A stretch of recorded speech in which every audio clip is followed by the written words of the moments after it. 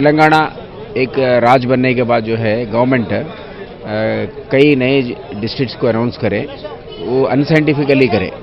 काफ़ी डिमांड है और साइंटिफिकली देखे तो थोड़े नहीं बनाना था, थोड़े जो है और बनाना था। तो ये लॉजिस्टिक्स नहीं देखते हुए जो डिस्ट्रिक्ट हेडक्वार्टर्स बने ना, उसमें जो मिर्यालगुड़ा को नाइंसाफ़ी हुआ। एक्चुअली मिर्यालगुड़ा को लास्ट मिनट तक एक डिस्ट्रिक्ट हेडक्वार्टर्स बनाते करके सब लोग सोचे, और वहाँ के ऑल पार्टी लोग, हर पार्टी वाले जो है इसको सपोर्ट भी दिए। फिर भी गवर्नमेंट ने इनको नहीं मानते हुए इसको इग्नोर करे।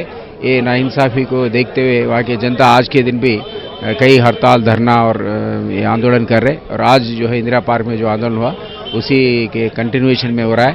और हम भी मानते हैं कि मिर्यालगुड़ा हर तरीके से जो है एक डिस्ट्रिक्ट हेडक्वार्टर्स बनना चाहिए।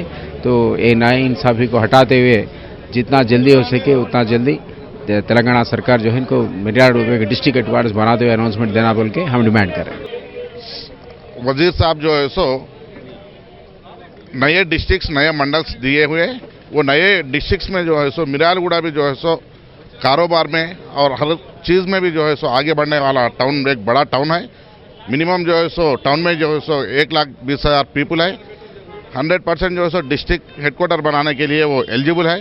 और उससे जो है सो पीछा पड़े सो छोटा छोटा मंडल, छोटे छोटे प्लेसेस जो है सो डिस्ट्रिक्ट हेडक्वार्टर बन चुके हैं।